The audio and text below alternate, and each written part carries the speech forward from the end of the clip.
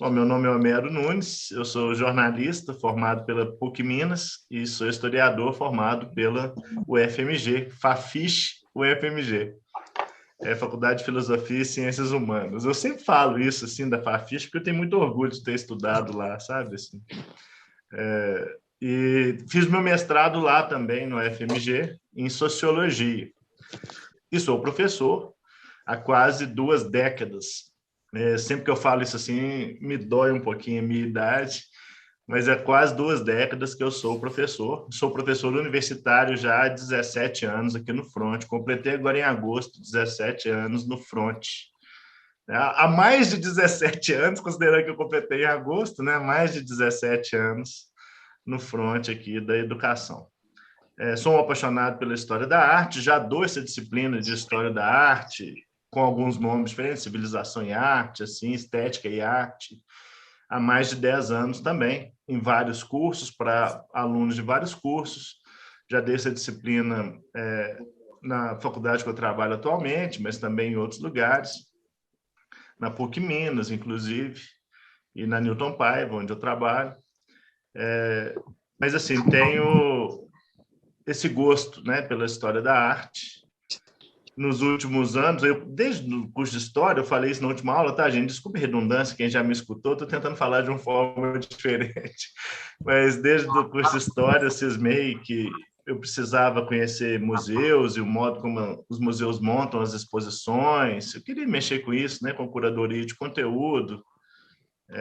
Então, eu cismei que eu tinha que conhecer um monte de museu mundo afora e circulei ao longo de muitos anos, muitos museus. Sempre fui rato de museu, sabe? Eu gosto de museu, é aquele espaço que eu gosto assim, de frequentar e de estar ali. Tem muita gente que não gosta, eu acho que é porque falta conteúdo. Eu acho que falta conteúdo, porque quanto mais conteúdo a gente tem, mais esses espaços ficam interessantes. Nos últimos anos, eu tenho um projeto cultural e há muitos na faculdade, e desde 2013 eu passei a levar os meus alunos e as minhas alunas aos museus e exposições de arte, praticamente todos que vieram a Belo Horizonte e também nos museus ao redor de Belo Horizonte, e passei aí com os meus alunos e alunas. E recentemente, montando esse curso, eu já estou trabalhando nesse curso já há um bom tempo, tá, gente, que eu estou montando o curso de História. Eu acho que eu vou oferecer hoje ainda, a aula é gratuita, tá, mas em algum momento mais adiante, depois de oferecer um conteúdo, eu vou falar um pouquinho do curso que eu vou oferecer. Eu estou trabalhando nele há muito tempo e fui buscar lá quantos alunos eu já levei aos museus, às exposições de arte, e me deparei com milhares de alunos, tá, gente? Assim, muito aluno, muita gente que já participou comigo de visitas a museus, exposições e outros eventos, cinema comentado. Bom, enfim, eu sou apaixonado pelas artes, pela história da arte, tenho frequentado esses espaços e me aprimorado, de certa forma, na história da arte desde muito tempo, tá? São muitos anos dedicado a esse tipo de conteúdo que me interessa. E como eu me divirto muito com esse tipo de conteúdo, é que eu estou pensando, né, que eu vou oferecer esse curso aí, que eu falo dele mais tarde. E esse percurso todo que eu fiz aqui, desde a Grécia Antiga até o final do Rococó, é a arte que a gente chama de arte na antiguidade e a arte tradicional, na tradição, que tem aí Caravaggio, Michelangelo, Rafael, todos esses grandes nomes que a gente conhece na tradição. E hoje, para a aula de hoje, nós vamos fazer aqui essa virada que é para a modernidade. Muita gente vai falar da modernidade já no Renascimento, já no Barroco. Por quê? Porque é das grandes transformações que o mundo viveu naquela época. Nós estamos falando aqui da descoberta das Américas, do mercantilismo, da transição do feudalismo para o sistema que depois viria a ser o capitalismo, da reforma protestante, da contra-reforma, do renascimento nas artes. Enfim, o mundo entrou em grandes transformações a partir do final da Idade Média para hoje. Então, é disso que nós tratamos na última aula. E hoje nós vamos começar aqui na grande virada que é dada pela Revolução Francesa. E essa virada, ela é muito interessante da gente pensar a arte na modernidade. Aliás, gente, eu estou vendo aqui um monte de gente que já fez história da arte comigo, já, né? Vocês gostaram, né? Porque vocês voltaram aqui para assistir essa aula de história da arte. Alguém queria contar para os outros aí como é que foi fazer a aula de história da arte comigo aqui? Se alguém quiser, pode falar, fazer a propaganda do professor. Eu tive, boa noite, Ei, Michele, boa noite. tudo bem? Eu fiz civilização e arte há um tempinho já, tem uns 5 anos, mas foi um curso maravilhoso. Eu fiquei com vontade de fazer de novo. Eu sou apaixonada com arte, com museu, e foi uma experiência incrível. Eu lembro que quando eu fiz a aula, eu e a Josi, que foi sua aluna também, nós fomos ver as obras de Escher no Palácio das Artes, aí eu explicando para ela umas coisas que eu tinha aprendido na sua aula. Ela tem o arrependimento de não ter feito. Então, eu tive a experiência de ir no museu antes das aulas e depois das aulas. É completamente diferente. Nossa visão muda muito. E é uma honra estar aqui de novo. Oh, sempre bem-vindo, viu, Michele? Legal aí o depoimento, tá vendo, gente? Isso ajuda o professor. Essa jornada da transformação é legal, né, Michele? Mas alguém gostaria de falar? Homero, eu gostei tanto que eu não fiz só uma vez, como eu fiz 2 vezes. e tô querendo fazer uma terceira vez, né, Homero? Porque Sempre bem-vindo, né? porque é maravilhoso, assim, de verdade é maravilhoso. O olhar que tu tens sociológico, antropológico, filosófico e jornalístico sobre a arte, desde das pinturas rupestres até o pós-modernismo, é simplesmente sensacional. Então, cada aula é uma aula. Né? É uma aula magna, cada aula é uma aula magna. Eu sou suspeita porque, assim, eu sou tua fã de carteirinha, né? Então, assim, o que tu falares é maravilhoso. Eu agradeço, viu, Nath? Assim, o carinho e a gentileza de sempre, assim, sempre bem-vindo, tá? Hoje, então, nós vamos falar dessa modernidade, essa virada que se dá com a Revolução Francesa. E para falar disso, eu sempre gosto de fazer esse contexto para a gente entender como que a arte muda. Toda vez que a sociedade muda, a arte muda, gente. A sociedade mudou, a expressão mudou. Somos frutos do meio. E aqui está falando o lado sociológico do professor. Sempre que a sociedade muda, a arte também muda. E não só isso. Muda também o olhar da gente sobre a arte que era feita anteriormente. Notem que hoje nós olhamos para coisas que foram feitas no passado com uma verdadeira devoção, um lugar quase de culto dessa arte que foi feita no passado. Eu brinquei na aula passada que o fato da Mona Lisa ser tão famosa poderia ser só porque é do Leonardo da Vinci. Imagina, qualquer desenho do Leonardo da Vinci hoje é objeto de culto. Qualquer museu do mundo gostaria de ter um desenho do Leonardo da Vinci, ainda que ele tenha feito milhares de desenhos e que na época dele aquilo não valia nada, era um rascunho que ele fazia. E que passou para os dias de hoje, você nem sabe como, porque era papel que podia ser utilizado para outra coisa, podia ser até queimado. Sobreviveu, a gente nem sabe por quê, porque não tinha valor. E quando nós olhamos para a história da arte, vários desses rascunhos que eram feitos no passado realmente se perderam. Mas, enfim, nós temos um olhar de culto pelo que foi feito no passado. Porque a sociedade muda, a arte muda, e o nosso olhar sobre a arte do passado também muda. Isso tem muito a ver com esse período que nós estamos falando, do final do Rococó, e essa virada para o que veio depois.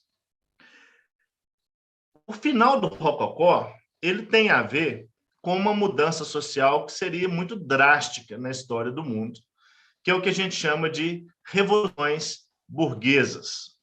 No final lá do século XVIII, a sociedade já estava mudando muito fortemente. A nobreza ainda detinha um poder numa sociedade estamental por sangue, por hereditariedade, escolhidos de Deus. Quem era o rei? Era um escolhido de Deus para governar. Quem era a nobreza? Eram aquelas pessoas que eram melhores que todas as outras. Aristos, né? A aristocracia, aquilo que era melhor do que todo mundo. De repente, uma outra camada social começa a ascender, sobretudo acumular dinheiro. E essa camada social que começa a acumular dinheiro é justamente a burguesia. Eu não vou me aprofundar nisso, porque isso é aula de história, todo mundo aqui estudou o processo da Revolução Francesa e da Revolução Industrial. Se não estudou, deveria ter estudado, né? Maldito professor de história que não estudou isso com vocês, deveria ter estudado. Mas, ou seja, muito capital acumulado na mão dessa nova camada social chamada burguesia, acontece uma transformação de poder. E no caso da Revolução Francesa, ela veio acompanhada de muito sangue. A Revolução Francesa, ela marca a destituição da nobreza e um período que a gente conhece como o período do terror, que cortaram as cabeças dos nobres mesmo, a cabeça do rei, da rainha, de todo mundo, um monte de gente rolou cabeça. Ah, então você é melhor que os outros? Você tem sangue azul? Então vem cá que você já vai para o céu, né? Já vou te mandar para o céu de uma vez, porque você é melhor que todo mundo, eu vou te mandar para o céu. Guilhotina, aquele famoso instrumento de educação social que a Revolução Francesa utilizou tanto. Guilhotina, cortava a cabeça e dava o exemplo para todo mundo que os tempos tinham mudado, ou seja, vivemos outros tempos. E vocês imaginam o que isso significou na arte. Toda aquela arte que nós falamos aqui, que é da tradição, passa a ser recusada. Imagina o rococó, que era a arte da nobreza, daquelas pessoas se amando no matinho, aqueles cortinados de folhas que tinha ali no rococó. Aquilo tudo passa a perder o sentido. Que sentido tem a gente ter uma arte decorativa, que é muito bonita, mas que diz respeito a uma elite que nem existe mais, que perdeu a cabeça, ou que existe escondida, né? Ou que perdeu o poder nessa sociedade. Essa arte passa a ser execrada. Ou seja, o que vem do rococó e o que vem de antes aqui não está com nada. Nós precisamos criar uma nova arte. E é dessa nova arte que nós vamos começar aqui agora. Nós vamos começar aqui com o neoclássico. O próprio nome já diz, neoclássico é o novo clássico. O novo clássico. Isso é um movimento que começa ali, ainda no arrebol do rococó, quando o rococó está acabando, ainda mesmo antes da Revolução Francesa, que, mais uma vez, é um movimento de retomada dos ideais clássicos, gregos e romanos, e também uma retomada do próprio Renascimento, recusando já essa arte do rococó que eu falei para vocês aqui, tentando retomar os grandes temas heróicos e clássicos. E vou separar para vocês aqui, de cara, essa primeira tela aqui, que é uma tela de um pintor chamado Jacques-Louis David, que é um sujeito que praticamente criou isso que a gente chama de neoclássico. Ele tem uma história que, no curso aí, a gente conta ela direitinho, mas ele vai estudar em Roma, ele tem contato com as obras do Renascimento, do Barroco e também com as ruínas romanas, e ele retorna à França, criando todo esse movimento que a gente conhece como neoclássico. E essa tela é uma tela muito importante dele, ele tem duas versões, essa aqui é a maior e mais famosa, que está lá no Museu Real de Belas Artes de Bruxelas, que é A Morte de Marat. Esse moço que a gente vê aqui na banheira, que era um revolucionário, ele era um jornalista, foi uma figura importante durante a Revolução Francesa. Dizem que era só ele escrever alguma coisa no jornal que essa pessoa era morta. Para vocês terem uma ideia de como que era assim. E ele acaba sendo assassinado. Ele tinha problemas de pele e ele tomava banhos frequentes. E ele escreve no jornal falando de uma moça chamada Charlotte Claudel. E a Charlotte, ela fica muito chateada com ele e ela vai visitá-lo e ela o esfaqueia na banheira. O próprio pintor, o Jacques David, conhecia o Marat e vai visitar essa morte e ele acaba tendo lá desse grupo que o Marat fazia parte, que era o grupo dos jacobinos, que era chamada a esquerda da Revolução Francesa, e ele recebe essa encomenda de fazer essa tela como uma espécie de propaganda. Falou, olha, temos o mártir. E toda revolução precisa de um mártir, esse era o mártir da Revolução Francesa. Então, quando ele recebe a encomenda de pintar essa obra, ele vai pintá-lo como se fosse, né, justamente esse mártir. Olha esse contraste que ele utiliza aqui, quase do tenebrismo do Caravaggio, nesse fundo escuro, com a luz jogada sobre ele aqui, que nós vimos na última aula. E nesse zoom que eu dei aqui, dá para a gente ver a pena dele e a faca colocada do lado. A faca é que foi utilizada para matar ele. E a pena demonstra a profissão dele, né? Ou seja, como se ele fosse um jornalista lutando contra a violência, o intelectual lutando contra a violência. Claro, o Marat não era flor que se cheirasse também, não. Muita gente morreu por causa da pena dele. Mas, lógico, o Jacques David queria mostrar que ele é um intelectual, é inteligência, lutando contra a estupidez. E a estupidez é justamente o outro lado, né? Os inimigos políticos que ele estava tendo. E eu estou falando isso tudo aqui, dando esse contexto todo, porque essa obra é uma obra muito característica desse período pós-revolucionário, ou ainda do neoclassicismo francês, porque diz respeito a um momento que a arte passa a ter um conteúdo político. Olha o contraste com o rococó, que era aquela arte da nobreza, dos amantes no matinho, e, de repente, uma arte com forte conteúdo político. Quase como um documentário, quase como algo que era utilizado para fazer política também. Aqui, a morte de Marat. É nítida também, né, a inspiração dele nessas obras clássicas do Renascimento. Aqui a Pietà do Michelangelo, com o Cristo morto no colo, é a Nossa Senhora da Piedade, com o filho morto no colo, e como o Marat foi representado pelo Jacques-Louis David. É uma imagem do Vic Muniz, daquele documentário Lixo Extraordinário, que ele fazia montagens, né, colagens com lixo, e ele representa, ele acha uma banheira no meio do lixão e ele pede o cara para posar. Ele faz a foto e depois ele faz a obra do sujeito ali, deitado, morto no lixão também. E eu trouxe duas outras obras do Jacques-Louis David para falar desse neoclassicismo, que são anteriores a essa da morte do Marat, para mostrar justamente que esse neoclassicismo já era carregado de política antes da Revolução Francesa, que já funcionava como propaganda política mesmo antes da Revolução Francesa. Essa aqui é uma obra de 1784, de 5 anos antes da Revolução Francesa, que é chamado O Juramento dos Horácios, que conta uma história da Roma Antiga. Rapidamente, gente, lógico que no curso a gente aprofunda nesse tipo de informação, mas rapidamente a história conta o quê? Roma estava em guerra com Alba Longa, e ao invés de mandar todo mundo para o campo, eles falam, olha, escolhe aí 3 guerreiros, que nós vamos escolher de cá 3 guerreiros, e eles vão lutar até a morte, e aquele que sair vivo representa o lado que vai vencer a guerra. Então, 3 irmãos de Alba Longa contra 3 irmãos romanos. E os 3 irmãos são justamente dessa família, os Horácios. E aqui mostra os 3 irmãos fazendo o juramento de ir para a guerra, né, de lutar por Roma. O pai dele é esse que segura as espadas. E aqui no fundo, né, nós vemos a família, as mulheres colocadas. Esses 3 irmãos, eles vão para a guerra. Acaba que no embate de 3 contra 3, 2 desses Horácios são mortos. E o que sobra deles faz o quê? Ele foge e espera e se esconde, enquanto os outros 3 irmãos vão se separar para buscar aquele que tinha sobrado, e ele vai e luta com cada um individualmente e acaba vencendo os outros 3, tá?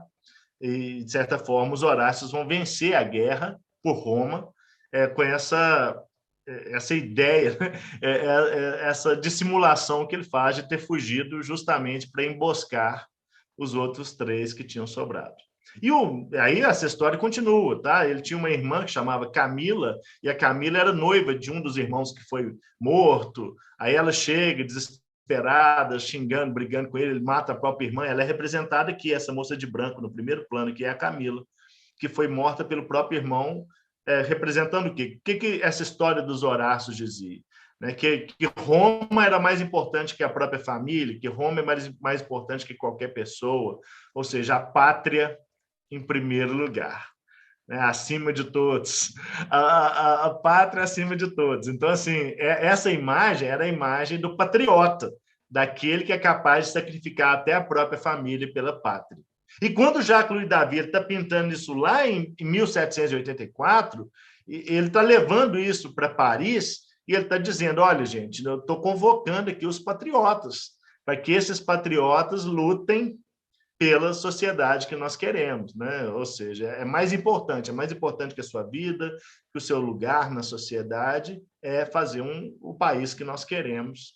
E olha a propaganda política que o Jacques Louis David traz aqui.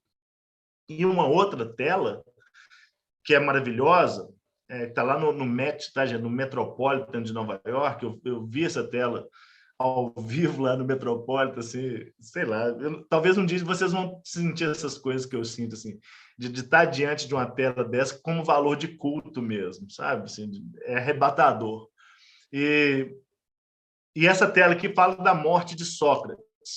Rapidamente também, eu sei que todo mundo aqui já estudou filosofia, mas o Sócrates é condenado à morte por corromper a juventude e duvidar dos mitos. Como que ele corrompia a juventude? Ele falava para os jovens, duvidem de tudo, né? Duvidem de tudo, você tem que duvidar de tudo. Duvido dos pais de vocês, das pessoas que são importantes, duvido do padre, do pastor, duvido do que você lê no WhatsApp, duvido do tiozão do WhatsApp, duvido do que você lê na imprensa, duvido dos professores, duvidem de mim, duvidem até de si mesmos, porque vocês mesmos se enganam o tempo todo. E ele falando para a juventude duvidar de tudo, pronto, os jovens chegavam em casa duvidando dos pais e dos poderosos e tal, e ele acabou sendo condenado por corromper a juventude e duvidar dos mitos. Ele é condenado ao suicídio. E ele se suicidou com um veneno chamado cicuta. E todas as vezes que eu falo isso na minha vida, eu lembro de um aluno que escreveu na prova que o Sócrates se suicidou tomando suquita. E eu nunca perdoei esse aluno, e todas as vezes que eu falo da cicuta, eu falo desse aluno que diz que Sócrates se suicidou tomando suquita. Eu respondi para ele assim, olha, suquita pode até matar, né? Não faz bem para a saúde não, mas demora muito, demora muito. Cicuta é uma coisa mais rápida. E o Jacques Louis David pegou justamente o momento que o carcereiro dá a Sócrates o cálice de cicuta. E ele representa toda essa cena aqui com uma simbologia muito grande. Aqui, gente, a gente pode notar como que ele monta essa cena. Ele coloca um fundo neutro também, assim, é o fundo da cela dele, e o cálice está bem no meio da cena. E desse meio aqui que irradia toda a cena que ele escolhe mostrar para a gente. Aqui está tudo mostrado para a gente. E ele coloca o Sócrates entre essas figuras que nós estamos vendo aqui e vai montando. Nós temos aqui esse que está chorando aqui, é um sujeito chamado Apolodoro, que o Sócrates manda a família embora, está vendo a família indo embora aqui? Porque a mulher dele estava chorando muito, Xantipar estava chorando muito, e ele fala, nossa, eu não quero morrer com você chorando aqui do meu lado, numa situação triste, eu quero outra coisa. E o Apolodoro começa a chorar também, ele manda e fala, poxa, eu expulsei minha família daqui, você que vai começar? Vai embora também. E o Jacques Louis David ele começa a contar essa história da morte de Sócrates de acordo lá com os livros do Platão, 2 livros, né? O Apologia de Sócrates e o Fédon, que o Platão vai contar do julgamento de Sócrates, condenado à morte, e da própria morte de Sócrates. E o Jacques Louis David vai montando essa cena para contar essa história para a gente. Primeiro, o Sócrates tinha 70 anos, tá, gente? Quando ele toma cicuta, um velho enxuto, o Sócrates aqui, né? Bastante enxuto, esse corpanzil dele aqui, o que conta a história para nós que Sócrates não era assim. Mas ele representa o Sócrates como um deus grego, é como se fosse uma divindade, aquele que estava acima. Isso tudo que eu estou falando aqui tem a ver também com o processo do século XVIII, que é o processo do iluminismo, da razão atingindo o ápice, ou seja, daquilo que no século XIX ia explodir enquanto ciência, a razão iluminando o mundo. Então, o Sócrates, quando ele está aqui nesse meio, representado como um deus grego, apontando para cima, desdenhando da cicuta, olha como é que ele pega o cálice de cicuta, né? Como se estivesse nem aí para ele, de um ato heróico, é também representando tudo aquilo que estava presente ali naquele mundo, naquela época. O iluminismo, a nova filosofia, a racionalidade, e, de certa forma, buscando o classicismo, os tempos clássicos, para romper com aquela sociedade de corte, careta, estamental, da nobreza que existia ali antes. O Sócrates era um homem do povo, maltrapilho, nunca trabalhou na vida, nunca teve nada, né? Então, assim, ele representa o Sócrates como um herói. Aqui no canto aqui está o Platão. Platão, quando da morte de Sócrates, ele tinha por volta menos de 30 anos de idade, e o Davi pinta ele como se ele fosse um velho, né? Por quê aqui? E o Platão não presenciou a morte do Sócrates. E ele pinta o Platão aqui sentado desse jeito, quase como se fosse assim, o Platão sentado de costas para a cena, imaginando a cena do Sócrates tomando cicuta. Sabe essa figura do Platão ali assim? Como se fosse o velho Platão relembrando a morte de Sócrates. E daí tem um monte de outras coisas que a gente pode ver aqui na tela, onde o Platão está sentado aqui, ó. Aqui tem as iniciais, né? J e D, que é do Jacques Louis David. Aqui é onde o pintor vai assinar a tela, mas ele assina ali como se fosse numa lápide, como se o Platão tivesse sentado sobre uma lápide também do próprio Sócrates. As correntes que estão no chão para falar que o Sócrates teve a oportunidade de fugir, mas ele não foge, ele aceita o destino, de uma forma até estoica, né? Ele aceita o destino de morrer pela filosofia, num ato heróico também. Então, o Jacques David vai trazendo essa cena toda. E isso é muito forte nisso que a gente chama de neoclassicismo, que tem a ver com esse momento de transformação na história da arte, né? De uma arte que era da nobreza para uma arte de temas heróicos, de uma arte voltada para um conteúdo político, para um outro tipo de representação naquela sociedade. Há um outro movimento que é paralelo, que está acontecendo ali também no pós-Revolução Francesa, que é o romantismo. E o romantismo, gente, ele traz, além desse conteúdo que nós falamos aqui, diferente que o neoclassicismo já trazia, o romantismo ele traz uma informação que é muito importante para a gente pensar na história da arte, que é uma mudança na produção e no consumo da arte. Eu comecei a falar isso na aula passada. A arte na tradição é uma arte que sempre dependeu de alguma coisa para ela acontecer. Se eu pensar na arte que dependia da igreja, que dependia da religião, da arte que dependia da encomenda dos grandes comerciantes, da arte que dependia da encomenda da sociedade de corte. Se eu pensar no Rococó, o pintor do Rococó, eu falei isso na aula passada, quando eu estava falando do Goya, ele era ninguém. Ele era uma pessoa, ele era igual um cozinheiro, um costureiro, qualquer pessoa que trabalhasse ali para a corte, para o rei, para os nobres, etc. Ele era um serviçal, um pequeno burguês que prestava um serviço, por mais genial que ele fosse e por melhor que ele fosse. Assim como eram tratados os melhores cozinheiros, os melhores alfaiates e assim por diante. Com a virada da Revolução Francesa, a coisa toda muda. Porque e agora? Quem é que vai financiar essa arte? Qual que é a camada social que assumiu o poder nessa sociedade? Quem vai assumir o poder nessa sociedade é a burguesia. E a burguesia é quem tem dinheiro. Nós estamos falando aqui das pessoas que são os comerciantes, os empresários, os industriais. Nós temos que falar também desse período, também é o processo da Revolução Industrial também acontecendo em paralelo. Quem é que tinha dinheiro eram essas pessoas. E muitas vezes, essas pessoas que estavam agora no poder, nessa sociedade europeia, naquele momento, e no mundo posteriormente, essa camada vai assumir o poder no mundo ocidental inteiro, né? Mesmo que a monarquia se mantenha no poder, quem manda no mundo é a burguesia, ainda, né? No Brasil e no mundo. Essa camada não é uma camada muito ligada ao mundo das artes, né? E a intelectualidade. É gente que perde muito tempo ganhando dinheiro e não tem muito tempo para apreciar a obra de arte. Claro, depois vai até se aprimorar nisso. Mas durante muito tempo, esses artistas pós-Revolução Francesa, eles não tinham mais aquela camada que ele dependia dela para produzir. O artista se liberta nesse mundo burguês. Porque ele passa a ser, mais do que alguém que está sujeito a uma sociedade de corte, um sujeito que precisa empreender. Olha o que o artista se torna. É alguém que agora vai ter que investir na própria arte e que vai ter que produzir por si mesmo e depois colocar a sua arte à prova de um mercado. Eu vou produzir e vamos ver se alguém compra essa arte que eu estou vendendo. sei lá, igual eu aqui, produzindo um curso de História da Arte, ver se alguém compra o curso de História da Arte. É mais ou menos esse trabalho que eu estou fazendo aqui também, mesma coisa. Eles produziam a arte e colocavam a prova à venda. E no mercado, que igual eu falei, assim, que era muito incipiente, nem existia o mercado de arte propriamente dito. Eu estou falando aqui do pintor, dos artistas, mas a gente pode pensar em qualquer profissão, tá, gente? Com o período da sociedade, das revoluções burguesas, as profissões se libertam daquele mundo. O cozinheiro vira chefe, o costureiro vira estilista,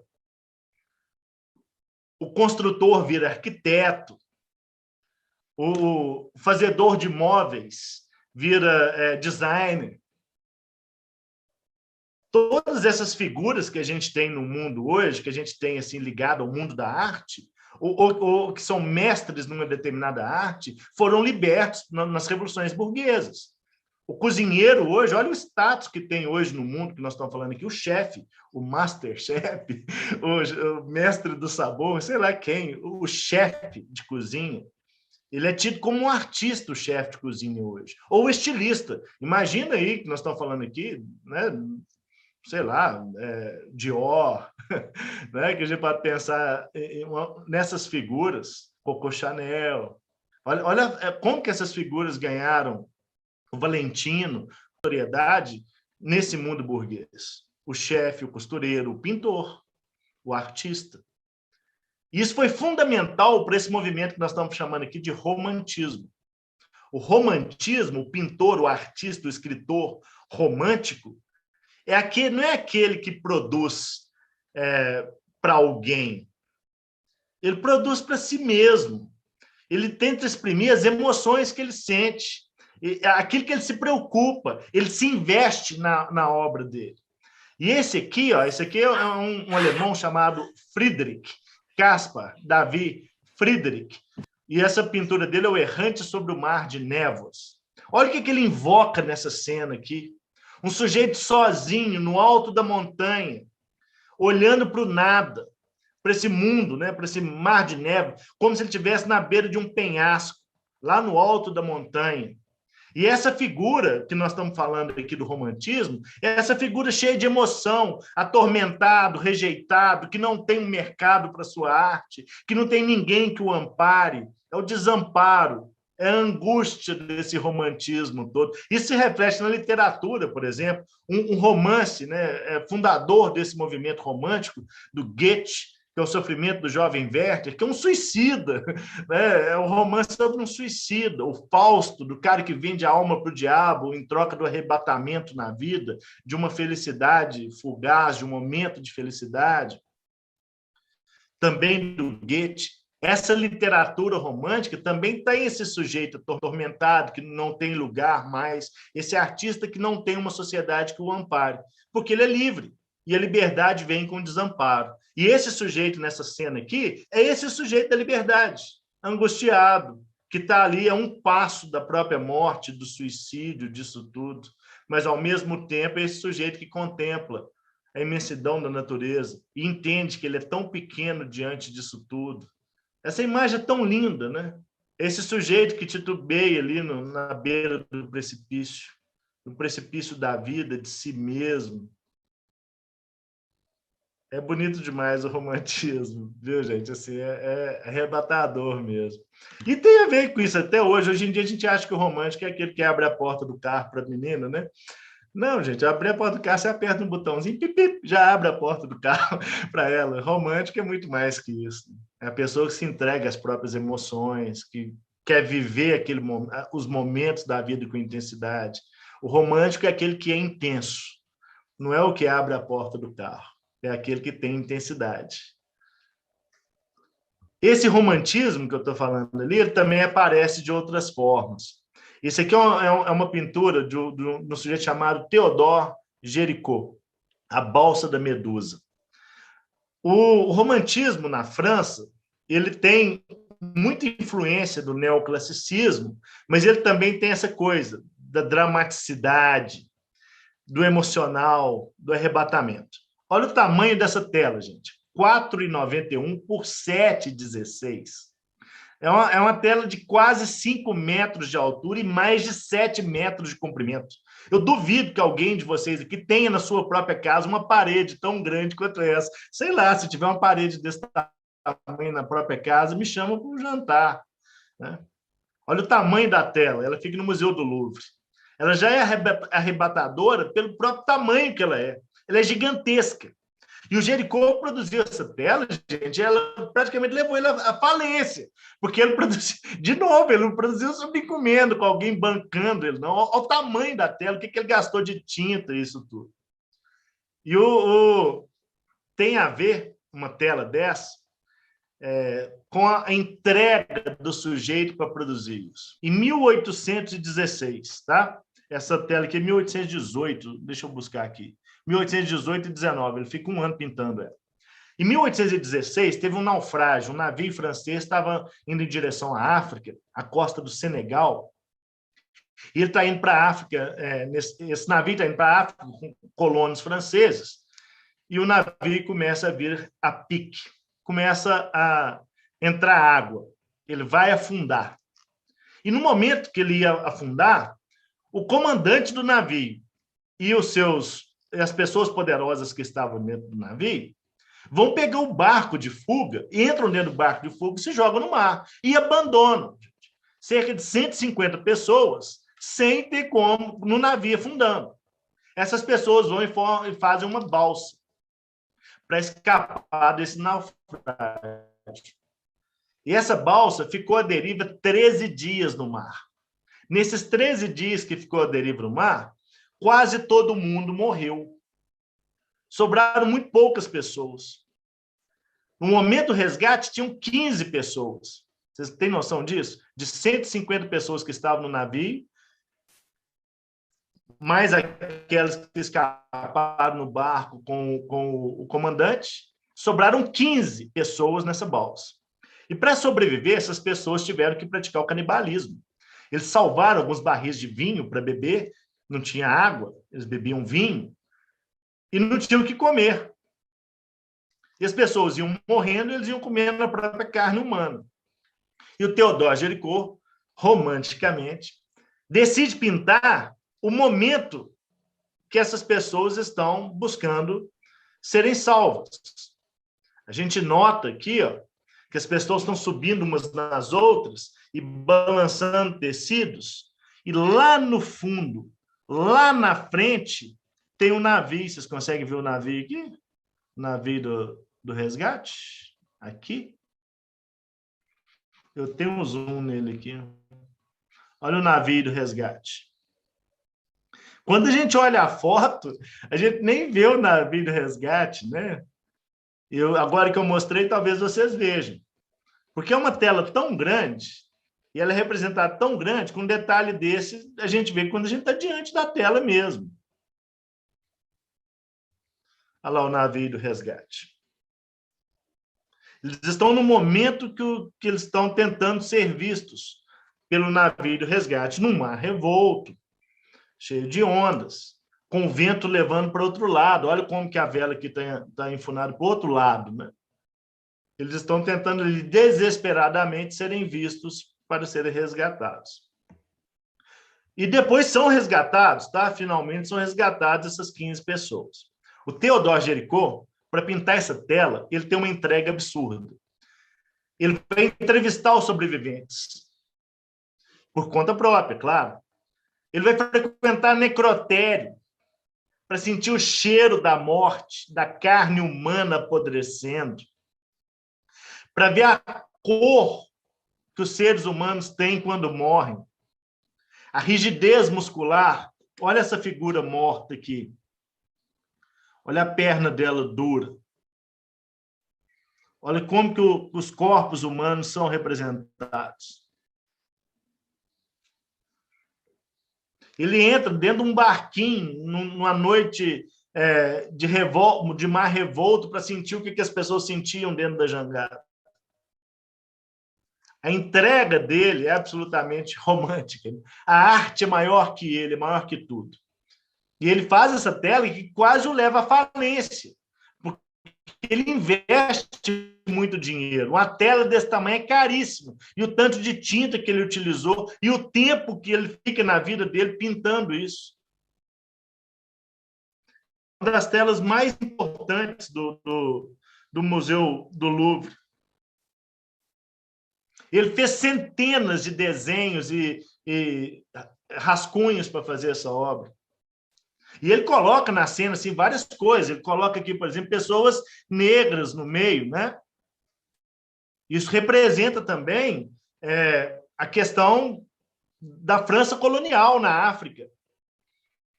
Que entre os sobreviventes tinham pessoas que na França colonial eram consideradas gente de menor valor. E é justamente essas pessoas de menor valor que são deixadas para morrer no navio afundando, ou na balsa à deriva no mar. Ele usa a arte dele como um documentário. Ele usa a arte dele para não deixar essa história morrer, para que essa história ficasse para sempre, que todas as pessoas lembrassem de como que as pessoas são tratadas em situações como essas. É uma tela de cair o queixo mesmo, gente. Vou voltar aqui o tamanho dela aqui para a gente ver. Claro, depois ele consegue vender a obra, tá? Depois de pronto. Para o próprio museu. O que vai salvá-lo da falência. Mas em seguida ele começa outros projetos, tá? Que também quase o levam à falência também. A história do Jericó é muito interessante. Assim, a arte dele é maior que ele. A entrega dele é uma entrega romântica. Essa coisa toda. O seguinte aqui, eu não podia deixar de trazer, já que a gente fala de romantismo, é um sujeito chamado Eugène Delacroix. A liberdade guiando o povo. Essa imagem é a imagem símbolo da França, ela inspirou a Estado da Liberdade, que foi dado pelos franceses aos americanos. Ela sempre aparece nos livros de história remetendo à Revolução Francesa, ainda que não seja uma obra sobre a Revolução Francesa, né? Essa é uma obra da Revolução de 1830, a queda da Bastilha em 1789. Em 1830, depois da restauração dos Bourbons, do rei, aquela coisa do povo se inflama de novo contra o poder, e essa é a Revolução de 1830 que ele vai pintar.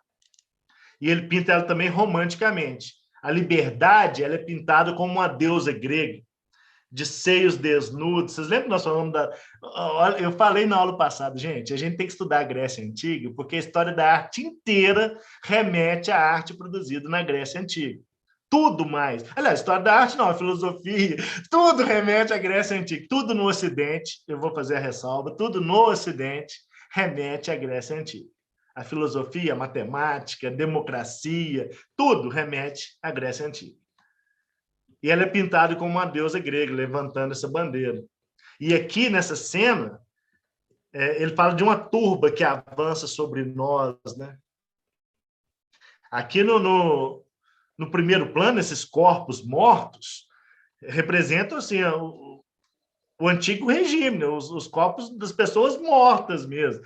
Aquele regime morto que está sendo suplantado pelas pessoas, por essa nova política que está sendo implantada. Ele coloca as cores da bandeira francesa de várias formas, está nas roupas dessa pessoa que é ajoelhada diante da liberdade, e ele coloca o povo misturado, né? O burguês de casaca e cartola ao lado de um homem do povo, um estivador, uma pessoa que está aqui com uma espada na mão.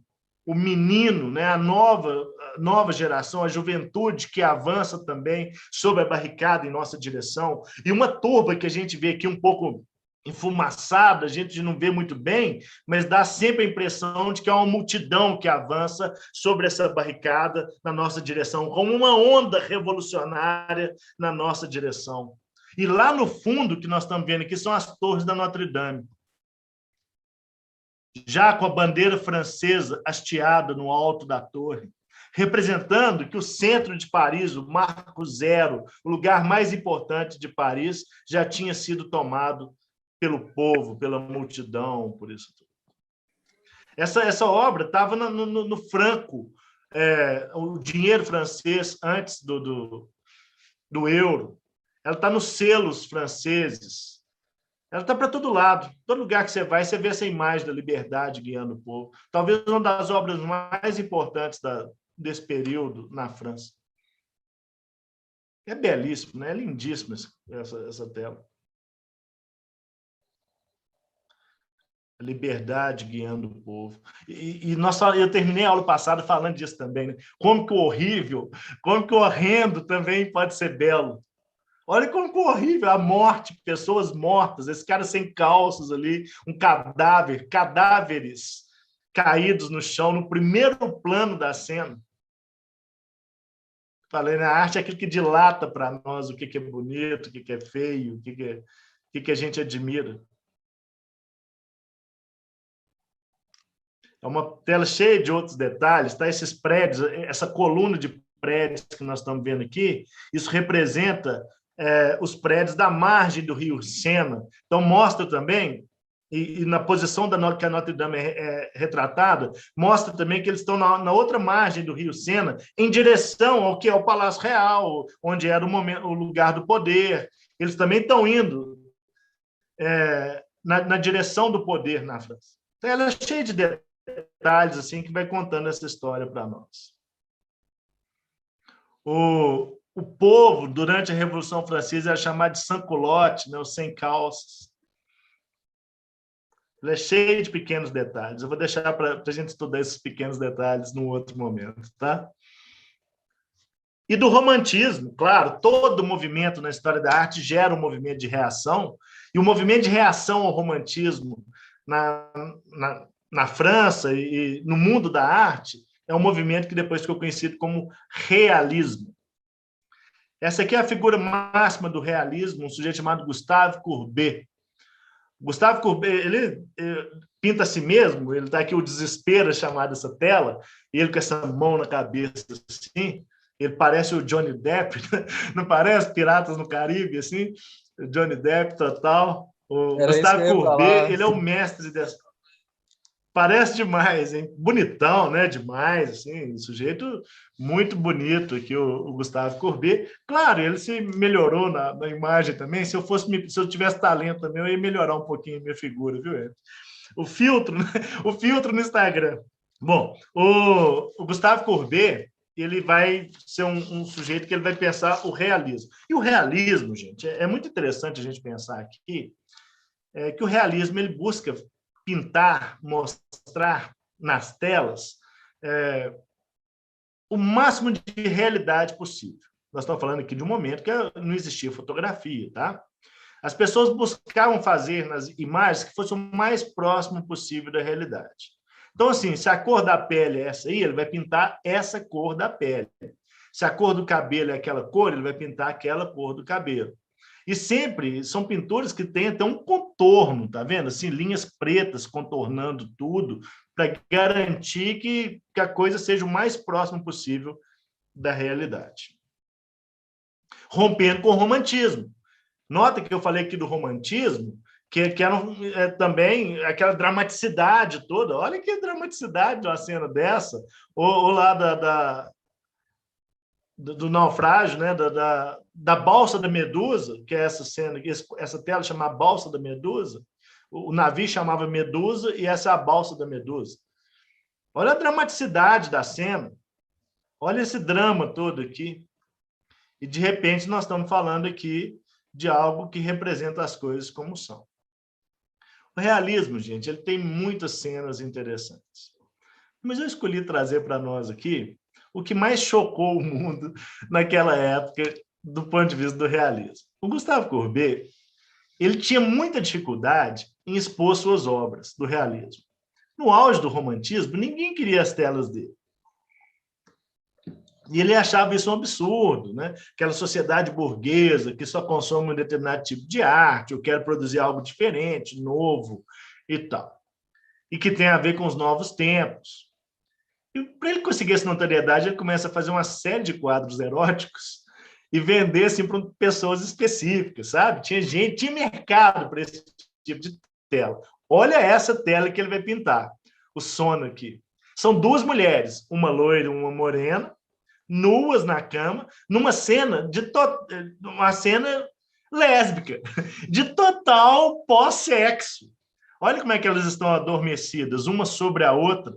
O colar de pedras jogado sobre a cama, o decanter de vinho vazio, com a taça vazia aqui nesse canto. Gente, imaginar que nós vivemos uma caretice no mundo até hoje. Imagina nessa época que ele está pintando isso aqui. O que causava? Uma tela belíssima. De novo, tá? A cor da pele é a cor da pele mesmo. Tem uma linha preta contornando aqui todo o corpo delas, olha só. Para dar bem mesmo essa ideia do volume, da anatomia, do que ele queria representar. Olha a mão dela aqui, como é que tem uma linha preta em volta da mão dela toda. É o contorno da figura que ele estava trazendo. O contraste também entre cores aqui, do fundo com elas, destacando essas figuras. Ele vai pintar uma série de eróticas assim, do realismo. Vai ficar famoso por isso. Muita gente interessava nesse tipo de obra, né, naquele momento. Ainda que causasse um furor. Né? Essa cena aqui, por exemplo, essa tela é uma tela que causou muita polêmica na época também. Porque ela está deitada ali, ela joga o pano se cobrindo, mas é uma tela que lembra masturbação, algo do tipo assim, que ela estaria ali dormindo, mas, sei lá, tendo sonhos, aquele sonho gostoso que aquele gosta de ter, né? Sonhos eróticos, algo assim também. São telas belíssimas nessa coleção de... E quanto mais ele pintava desse jeito, mais ele causava polêmica.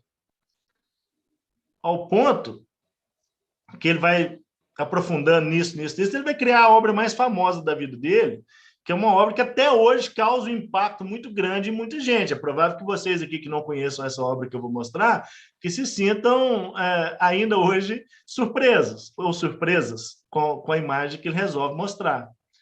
Isso aqui eu coloquei até a tarja preta aqui, que uma vez eu postei no Facebook aqui e o Facebook me bloqueou, sabe? Essa tela aqui, ó, A Origem do Mundo, que está lá no Museu d'Orsay, em Paris. A Origem do Mundo. Deu para causar um impacto aí nas pessoas que estão presentes aqui comigo agora? Imagine na época do Gustave Courbet isso. Imagine isso.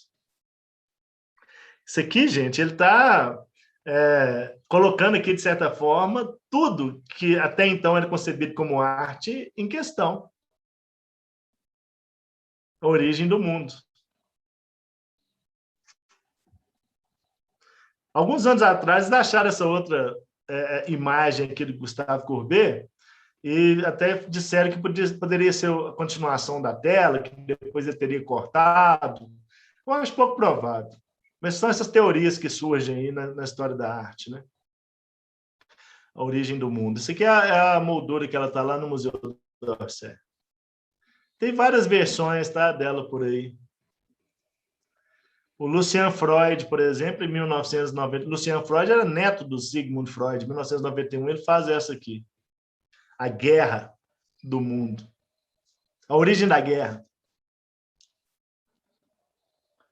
Até hoje ela causa espanto aos desavisados do Museu d'Orsay, tá? Se você quiser assustar alguém visitando o Museu d'Orsay, não conta não, deixa para a pessoa chegar e ver. É impressionante, ela fica numa sala separada das maiores obras, assim, ela fica numa sala e tem uma parede inteira só para ela. Só para causar esse impacto nas pessoas. É até um joguinho, assim, de você chegar e ficar lá de longe olhando o susto das pessoas até hoje. E essa tela tem uma história com ela, assim, sabe? Ela foi comprada pelo Jacques Lacan, ela ficou desaparecida há muito tempo, e depois o psicanalista Jacques Lacan vai comprar essa tela e vai manter na casa dele durante muito tempo. Eu só coloquei a curiosidade aqui, né, dessa artista aí que fez a própria versão dela da Origem do Mundo diante da Origem do Mundo lá no Museu d'Orsay. E que também causou polêmica, claro. O Jacques Lacan mantinha essa tela sobre uma outra, né? Tinha uma outra tela que se abria na casa dele e ele mantinha essa tela escondida, mostrava só para algumas pessoas, causava impacto, gostava de fazer essa piada também com os visitantes na casa dele. E depois da morte do Lacan, a viúva dele doou essa obra para o Museu d'Orsay, onde ela está lá até hoje, A Origem do Mundo. Do realismo, eu ainda traria aqui um sujeito chamado Claude não, é o Manet, Edouard Manet. Não é o Monet. Monet é Claude Monet, do impressionismo. O Edouard Manet, que também foi um adepto do realismo e é o cara que vai fazer a transição para o impressionismo, tá? Assim, e ele, depois que ele conhece o Manet conhece o Monet e os outros impressionistas, ele acaba fazendo a transição também para o impressionismo.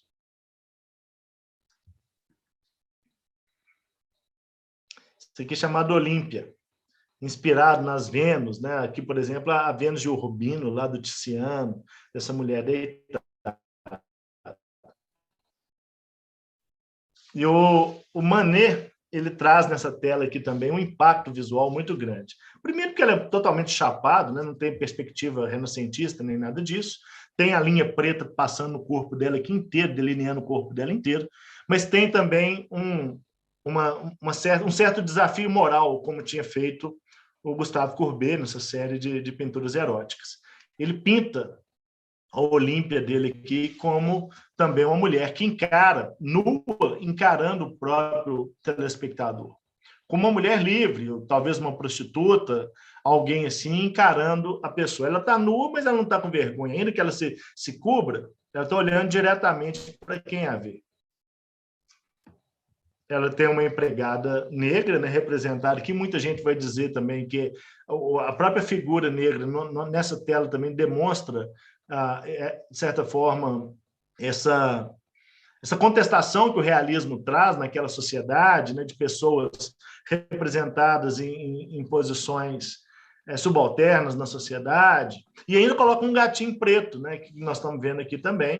A história do Rodin também é muito interessante, a história dele com a Camille Claudel, mas isso aí também é assunto para outra aula.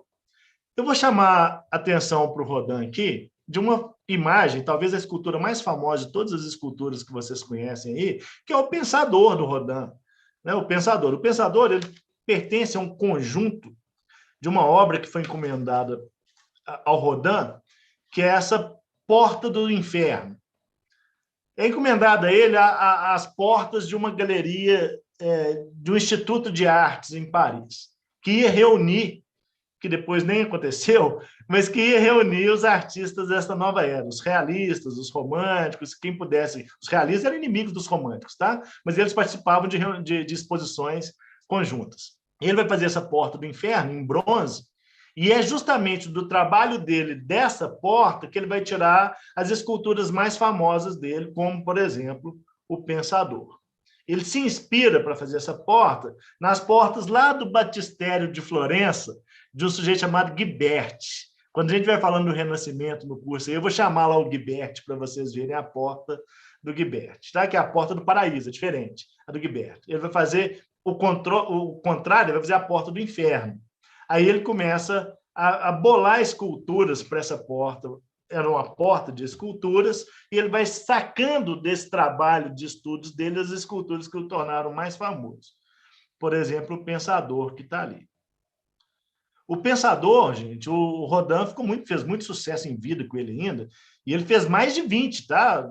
Esculturas do Pensador. Inclusive tem no Brasil, lá naquele Instituto Ricardo Brenan. O Ricardo Brenan, gente, assim...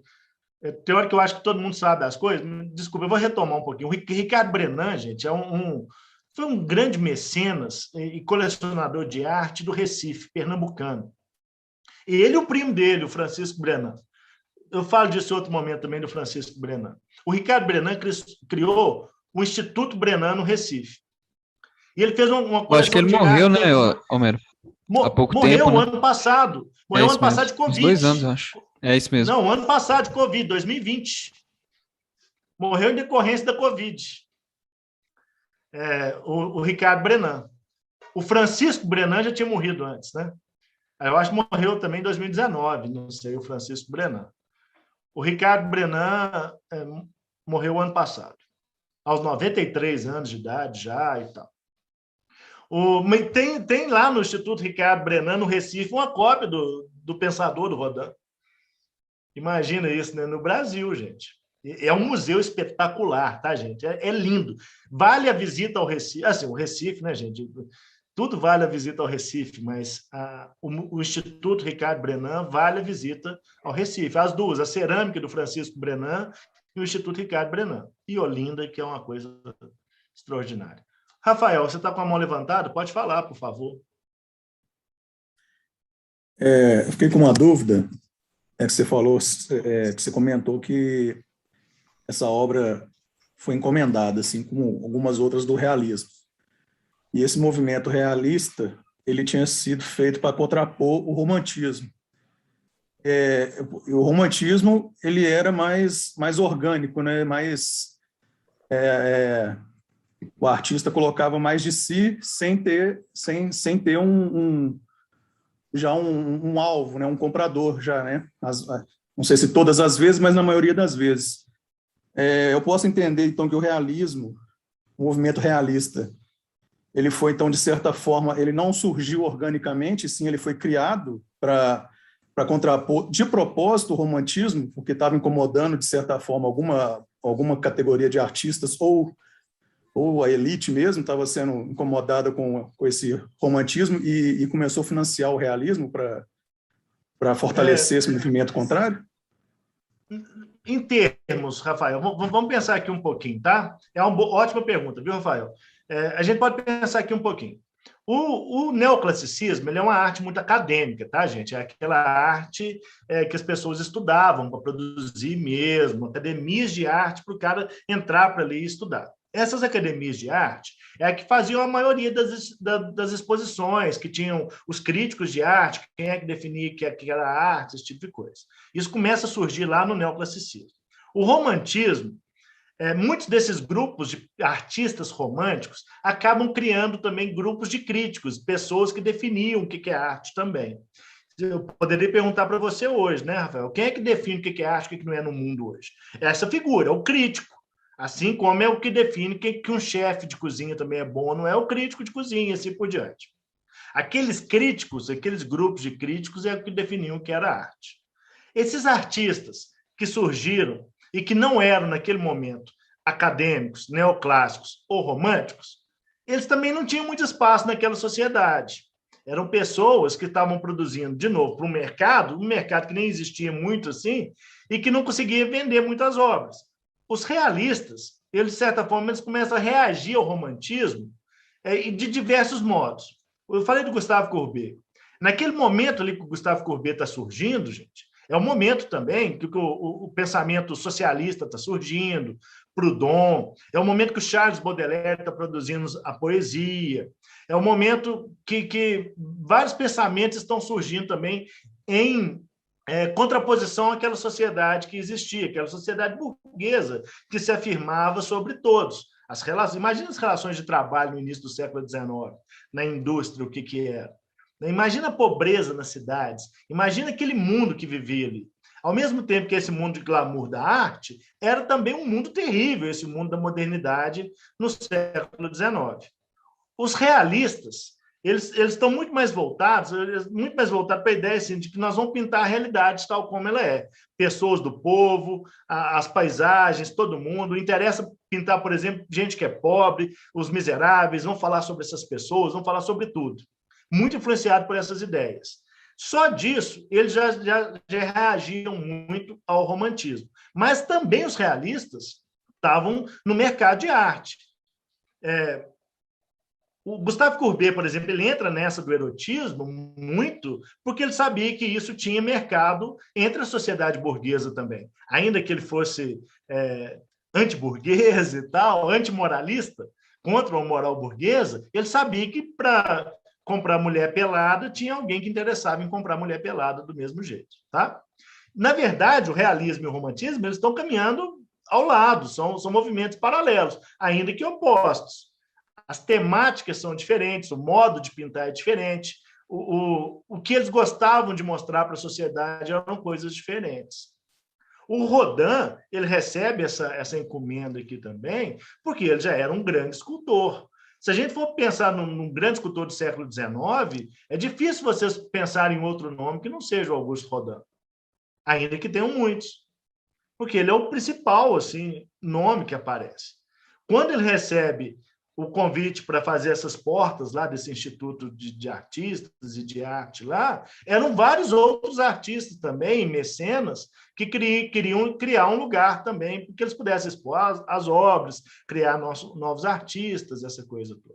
Enfim, são movimentos opostos, mas que aconteciam de forma paralela e ainda no mesmo contexto social e cultural que surgia naquele momento.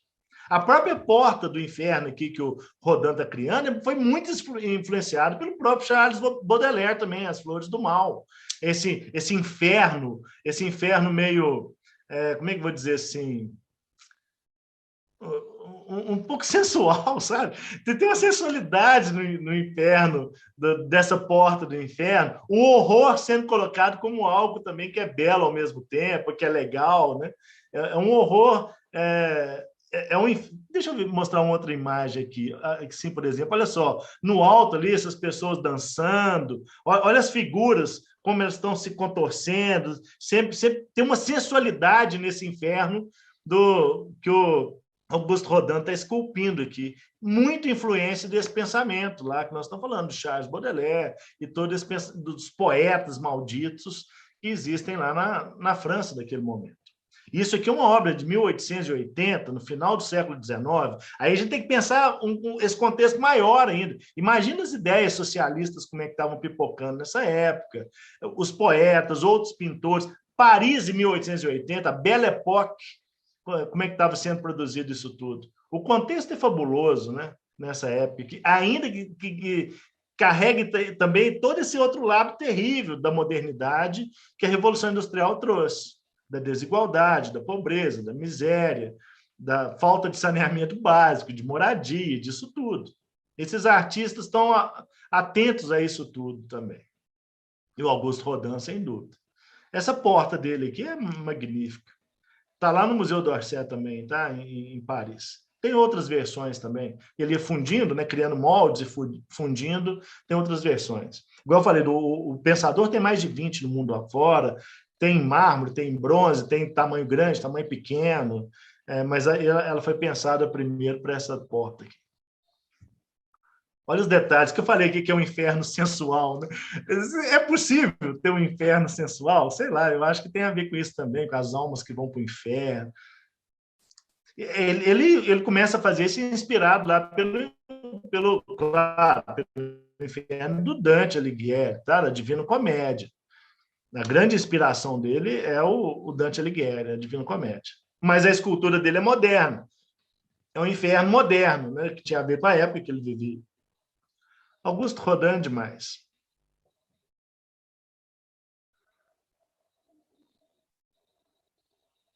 Isso também é obra que a gente gasta tempo diante dela, né? Isso aqui é a origem do mundo do Rodin. Tá, que está lá no Museu d'Orsay também, está ali a origem do mundo e a origem do mundo do Rodin. Ele também fez a versão dele. Inspirado, claro, pelo Gustave Courbet, né? Veio uma cópia dessa obra numa exposição que trouxe o Rodin ao Brasil há um tempo atrás. Não sei se alguém teve a oportunidade de ir. No caso de Belo Horizonte, foi exposto lá na Casa Fiat de Cultura, quando era lá em cima do Belvedere. Algumas esculturas do Rodin rodaram o Brasil, deu até um trocadilho aí, né? Mas rodaram aí pelo Brasil, nas capitais, e essa obra veio também, A Origem do Mundo.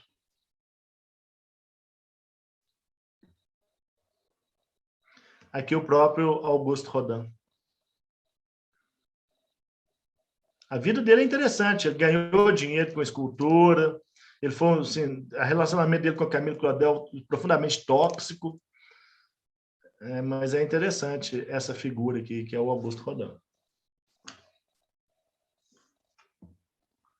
Gente, eu tenho que falar do impressionismo, o impressionismo ainda. Eu sei que eu tenho que falar do impressionismo agora, mas agora o programa, né, da nossa aula aqui, vou parar aqui um pouquinho. O programa da nossa aula aqui, ele se expande agora também, tá? Por que eu estou falando que ele se expande? Porque o nosso programa de aula, até o século XIX, que nós estamos seguindo épocas e movimentos artísticos. A sociedade muda o modo como essa sociedade produz a arte e olha para a arte do passado, que eu estou falando o tempo inteiro. Mas nós estamos chegando aqui no século XIX, que a história da arte ela começa a se pulverizar. A própria modernidade é isso, né? A fragmentação na modernidade. E começa a passar, de forma paralela, vários movimentos ao mesmo tempo na arte. Já imaginaram hoje o que é produzido de arte no mundo enquanto arte contemporânea?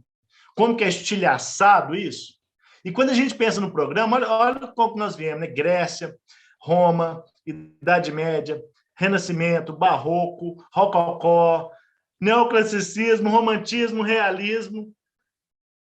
E agora, a partir de agora, o negócio começa a ramificar para vários lados diferentes. E como nós já temos aqui 1h30 da aula, eu vou parar aqui um pouquinho para falar do curso que eu vou oferecer, já que eu estou falando do programa, tá? Eu queria dizer o seguinte, tá, gente? Assim, primeiro que... Por que eu quero oferecer esse curso, né? Porque eu me divirto demais com a história da arte. Eu queria fazer algo que eu me divertisse com vocês. Oferecer algo na sexta-feira que eu pudesse me divertir junto com vocês. E é algo que... E por que ao vivo? Tá? As pessoas me perguntam por que você não faz uma gravação de pequenas aulas e tal, e vende um curso já gravado? Pô, eu vou gravar as aulas que eu vou dar ao vivo, mas porque eu me divirto nesse momento que eu estou com vocês também. Uma pergunta igual essa que o Rafael me fez aqui, para mim é ótimo, tá, Rafael? Porque isso aguça o momento, o que eu tenho para falar para vocês, assim, me lembra de outras coisas que eu tenho para falar, de contexto, aguça a memória e o modo como eu vou articular essas aulas, sabe? Então, por isso que eu quero fazer ao vivo, com vocês presentes comigo. Eu me sinto feliz com isso, assim, me sinto com conhecimento suficiente para fazer isso e para ser provocado por vocês também, que eu acho que isso é muito legal, tá? Quanto mais eu sou provocado, mais eu posso falar dessas aulas. E claro, tá, gente? A gente tem que pensar o seguinte, que todo esse conteúdo que eu estou falando para vocês aqui, isso aqui é uma amostra, tá? De um curso de História da Arte, isso é uma amostra, uma pequena amostra. Tudo isso que nós estamos falando aqui, a gente vai expandir isso muito mais. E tudo isso está disponível na internet. Qualquer pessoa aqui pode aprender sozinho. Qualquer pessoa aqui pode estudar sozinho e aprender sozinho.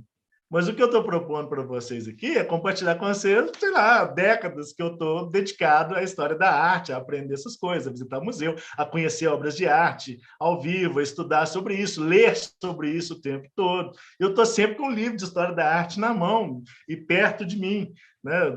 Adoro, compro, gasto com isso.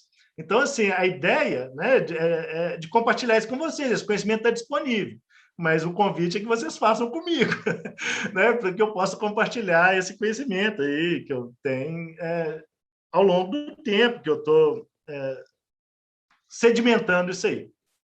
E qual que é a ideia que eu tenho para oferecer para vocês aqui do curso? Tá? Basicamente, o produto que eu tenho aqui, eu vou oferecer ele em 5 módulos. Tá? São 5 módulos da antiguidade, da arte na tradição, da arte moderna, das vanguardas e um pouquinho, um último módulo que eu vou dar como bônus para quem comprar o curso inteiro, que eu vou falar um pouquinho aqui da arte no pós-guerra, da arte brasileira, da arte na América Latina e um pouquinho de arte contemporânea. Então, a ideia que eu vou fazer aqui é um curso em 5 módulos, mas eu vou vender 4 e vou dar o 5º de módulo de bônus para quem comprar o curso inteiro, claro. Todo o material que eu vou utilizar aqui, todas as imagens, tudo que eu falar para vocês aqui, eu vou fornecer em PDF para vocês. Eu vou salvar a aula que eu tenho aqui e vou disponibilizar em PDF. Todas essas imagens, tudo isso que eu estou falando aqui. As aulas serão gravadas.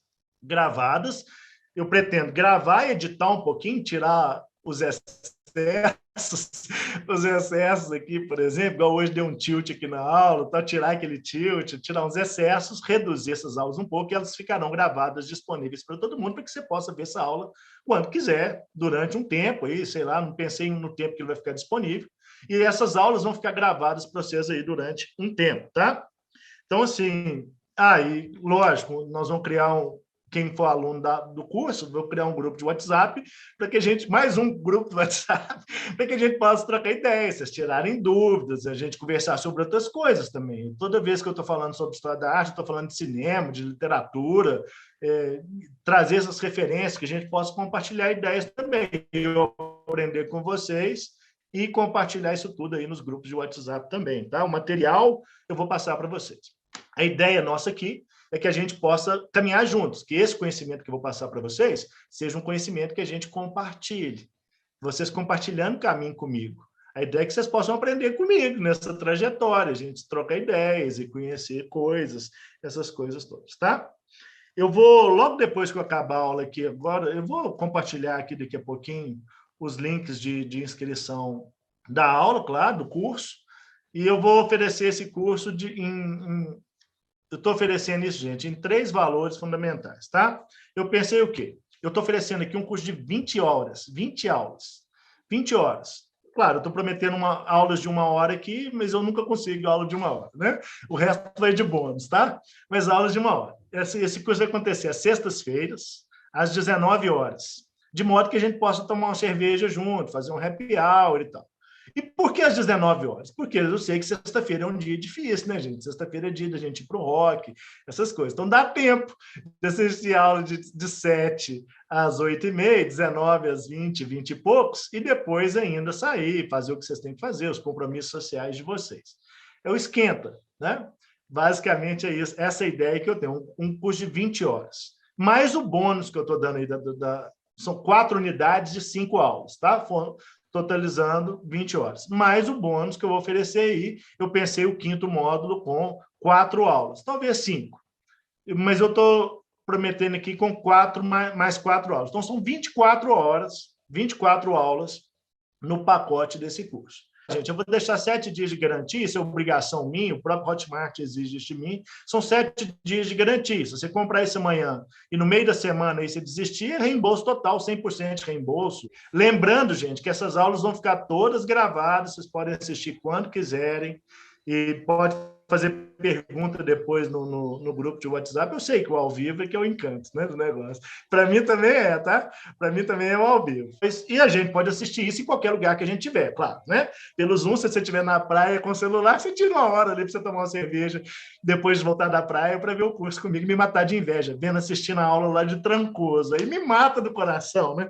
A pessoa está lá no Trancoso assistindo a aula no Quadrado. Bom, é possível, tá? Moreré, né, gente? Nossa, não, Moreré não pode, não. Moreré é um lugar feio, não vai para lá, tá?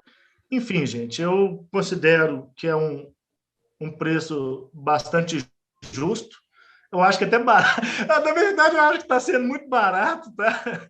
Eu acho que é muito barato, assim, valorizando o meu trabalho, todo esse percurso que eu tenho, levando em consideração o momento que nós vivemos, o país e o público que eu tenho que atingir, muito aluno e ex-aluno meu aqui também, mas considerando o trabalho que é. Eu vou deixar esse papo aqui agora e nós vamos voltar lá no impressionismo, porque nós precisamos ver, nessa aula de hoje ainda, o impressionismo e Van Gogh, pelo menos antes de terminar essa aula, tá? Então, eu preciso ver aqui o impressionismo e o Van Gogh. Eu não vou me prolongar muito não, porque eu sei do horário para nós aqui, mas eu vou voltar aqui no compartilhamento de tela. Se alguém tiver alguma dúvida aí, tá, gente, sobre o curso, qualquer coisa, pode falar comigo também. Vamos voltar lá aqui no impressionismo onde eu estava. Opa! O impressionismo. Aqui nós temos aqui, essa tela é uma tela do Claude Monet, de 1872, e é a tela que dá nome ao movimento, impressionismo. Um crítico vai à exposição lá, a primeira exposição dos impressionistas, e ele critica tanto que ele fala, olha, qualquer papel de parede mais bem acabado que essa marinha. E ele critica e fala, não, essa é uma exposição impressionista, de forma pejorativa. Eles vão incorporar essa ideia e vão chamar todo o movimento pictórico de impressionismo. O impressionismo surge por revoluções na própria arte, nas tintas que tinham disponíveis, a tinta no tubo, a tinta pastosa, que permitia, por exemplo, fazer isso aqui.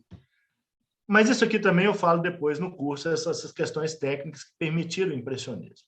Mas essa tela, impressão sol nascente, que deu nome ao movimento. Mas eu escolhi outra, tá? Para a gente falar aqui do impressionismo. Essa aqui é uma tela que eu gosto sempre de mostrar para vocês, que é uma tela do realismo do Gustave Courbet e uma tela do Monet no mesmo lugar, que é o Escarpado de Etretat, lá na França, e que olha como que o Gustave Courbet pintou e como que o Monet pintou. Isso aqui explica praticamente todo o movimento impressionista. O Gustave Courbet, ele queria na tela dele mostrar a cor da rocha, a cor do mar, a cor da relva. E o Monet, o modo como ele via naquele horário do pôr do sol que ele estava lá em Etretat. Não importa a cor que a pedra é, mas a cor como eu vejo a pedra naquele momento. Eu adoro essas duas imagens, tá, gente? Do Gustave Courbet e do Monet aqui. E quem gosta de referência, tá? Naquela série Lupin, aí da Netflix, tem uma cena que eles vão para lá, para esse lugar, em Etretat, e mostra lá o Escarpado de Etretat e tal. Eu me lembro que a Gabriela, que está com a gente aqui agora, viu o Etretat outro dia e me mandou uma imagem. Falou, como que eu não vou lembrar disso, né? Justamente. Muito bem, valeu. Isso aqui, duas imagens do Claude Monet, que eu queria mostrar aqui o seguinte. Olha como que é diferente do realismo. Como que o impressionismo rompe com o realismo. Não tem mais aquele realismo, não tem aquela linha preta contornando as coisas, está vendo? As transições na tela são transições de cores, nuances de cores. E as mesmas cores, eu estou usando aqui praticamente 3 cores, gente. É um cor-de-rosa, um azul e um verde, e branco. E essas cores, as cores que estão em toda a tela. Esse amarronzado que está no braço, que está na relva, esse cor-de-rosa que está no vestido, está na relva, está nas nuvens, esse verde que está na relva também, que está no parasol e que está refletindo nela, tudo ao mesmo tempo. Olha só, que coisa linda, né? Do Claude Monet. E ele é uma obsessão cromática, essas nuances é que fazem o impressionismo. Essas telas são realmente maravilhosas. Eles estão lá no Museu d'Orsay, em Paris. Tem uma foto minha aqui, feia, né? Eu estou bastante feio nessa foto, mas eu adoro ela, porque ela me mostra no meio de 2 Claude Monet. E hoje o museu proibiu de tirar foto diante dessas telas por causa da luz, do flash, essas coisas. Mas eu tenho a foto diante do Monet lá no Museu d'Orsay. A tela do impressionismo que eu queria trazer para vocês aqui é essa dança no Moulin de la Galette, sabe? Esse baile no Moulin de la Galette. Esse Moulin de la Galette, é o moinho da Galette, existe lá até hoje, está em Paris. E esse é um lugar de um baile numa praça, de um baile ao ar livre. O Renoir, ele vai pintar essa tela tentando representar. Ele foi para lá com essas telas várias vezes, fazendo os esboços dele para pintar isso. E ele coloca nessa tela que o momento do baile, esse movimento entre as pessoas, ele põe os próprios amigos, tá? Essas pessoas que nós estamos vendo aqui na mesa são identificáveis entre os amigos dele, as pessoas que estão dançando. E ele coloca aqui esse momento dessa dança com um burburinho muito grande. Eu sempre me lembro da minha professora lá da Algisa de História da Arte, quando ela mostrava algumas telas para a gente, falava assim, escuta, gente, olha o burburinho dessa cena. Olha as pessoas falando ao mesmo tempo, a música tocando, o barulho que está circulando nessa cena aqui. Não é? Não dá um barulho, um ruído nisso aqui? É maravilhoso, né? E ele ainda traz para nós cenas, detalhes que mostram o que essa cena significava. São pessoas de diferentes camadas sociais participando da mesma festa. É uma festa numa praça. Nós estamos vendo aqui, ó, o sujeito dançando ali de chapéuzinho coco, o outro chapéu de palha. Essa cena aqui na esquerda, que eu acho sensacional, que mostra o sujeito falando palavras no ouvido da moça, mas lá no meio tem um menininho olhando para a gente, tá vendo? Vou voltar a cena da tela aqui, está aqui, ó. Ela está de costas, reclinada sobre a árvore, e ele está aqui com ela, né, falando alguma coisa no ouvido dela. Sei lá o que ele está falando aqui. O que ele está falando aqui com ela, né? Rainha do Nilo. E essa menina aqui está aqui no meio dele, aqui, olhando para a gente. Olha só ela aqui. Tem criança no meio. Tem outra criança aqui. E pessoas de camadas sociais diferentes. E nessa cena, o Renoir, ele coloca um dia ensolarado. E ele coloca os focos de luz passando pelas árvores e batendo no chão, nas roupas das pessoas. Né? A gente vê aqui nas costas dessa pessoa aqui, por exemplo, os focos de luz. Ele está mostrando aqui um momento de descontração, de dia, o sol penetrando pelas árvores, mas, ao mesmo tempo, ele coloca as luminárias, né, a gás, que serão acesas, mostrando assim, que essa cena, esse baile vai acontecer até mais tarde. Essa é lindíssima. E para falar do impressionismo também, a gente tem que falar desse cara, Edgar Degas, que é o pintor das bailarinas. Olha essa cena da bailarina, que linda, dessa aula de dança. Coloca o professor na frente, né, com esse cajado. Ela é cheia de detalhes também. Eu estou preocupado com o tempo que nós temos aqui. Eu queria chegar no Van Gogh, né?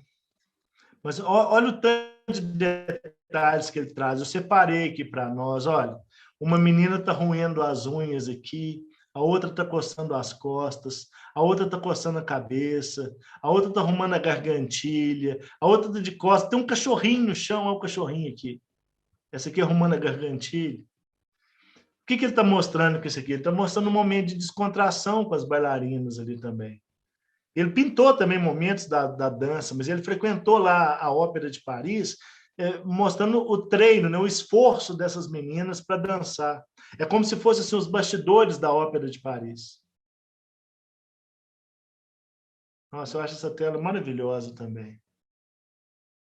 Degas é demais, né? As cenas dele de bailarinas, nossa, enfeitaria qualquer casa de qualquer um de nós aqui.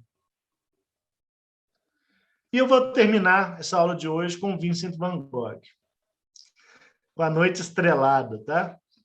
E esse aqui é o autorretrato do Van Gogh com cachimbo, né? E ele a tela Noite Estrelada é de 1889, e ele pintou quando ele estava internado lá no sanatório de Saint-Rémy. Ele está no MoMA, em Nova York, e nesse ano lá é o ano que antecede a morte dele, tá? Em Saint-Rémy, é o suicídio do Van Gogh. Uma das telas mais famosas do Vincent van Gogh é justamente essa aqui, A Noite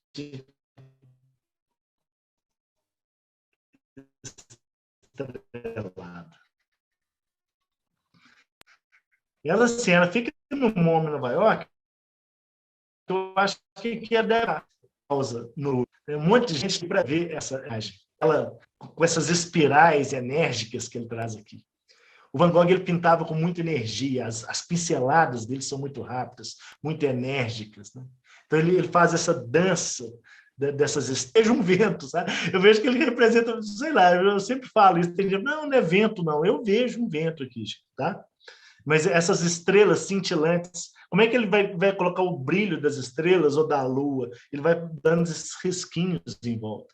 E o Van Gogh, gente, para pintar uma tela dessa, para dar esse efeito que nós estamos vendo aqui, ele gastava muita tinta, mas era muita tinta. A tela dele, isso aqui é uma exposição que tem, estou doido para ir, tá? Na hora que vier no Brasil aqui, que é a imersão no Van Gogh.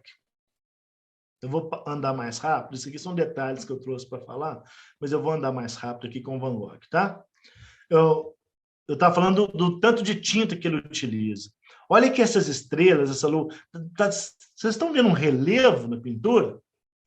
Ele usa um excesso de tinta para mostrar o que ele queria mostrar, para dar essa sensação para nós de movimento, para direcionar o nosso olhar, para dar essa sensação que as coisas estão brilhando, que a luz está brilhando, por exemplo.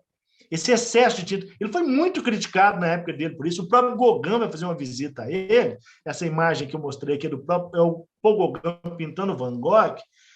Olha a pincelada do Gauguin. Olha como que ele usava a tinta. E olha como que o Van Gogh usava a tinta. Ele foi muito criticado por isso aí. O próprio Gauguin chegou a falar com ele. Falou, olha, mas é sem sentido você usar esse tanto de tinta, né, na sua obra. Tinta é uma coisa cara, você custa comprar tinta, você passa fome para comprar tinta, você está gastando esse tanto de tinta nas suas obras. Por quê? Mas era justamente o que o Van Gogh estava buscando enquanto movimento, enquanto algo diferente que ele projetava na tela dele. É quase que como se fosse uma escultura pintada, uma pintura esculpida, não sei, algo que dá um relevo só no volume de tinta que ele coloca aqui. É maravilhoso, né? E esse contraste que ele usa aqui, entre o branco e o azul e o amarelo, ele usa isso em várias telas, está aqui atrás de mim, esse aqui é o campo de trigos, né, com corvos, esse amarelo e esse azul, que está aqui, eu falei que ia passar mais rápido, mas que está aqui, ó. É um sujeito chamado Charles Leblanc. Ele vai criar lá no meados do século XIX essa ideia da teoria das cores. E ele fala dessas cores que são complementares. Então, ele vai falar o seguinte, olha, existem cores que são complementares e que são opostas e complementares e que são favoráveis ao olhar, à pintura, ao desenho. Então, ele coloca, por exemplo, o azul e o amarelo. Eu chamaria a atenção aqui para o verde e rosa, lá da Mangueira, da escola de samba, que combina tanto, né? O preto e o amarelo também combina demais, né, gente? Assim, o preto e o dourado, como que combina com isso assim? Então, tem a ver com essa teoria das cores. O Van Gogh, quando ele morou em Paris e teve contato com pintores e com essas teorias, ele acaba incorporando isso muito.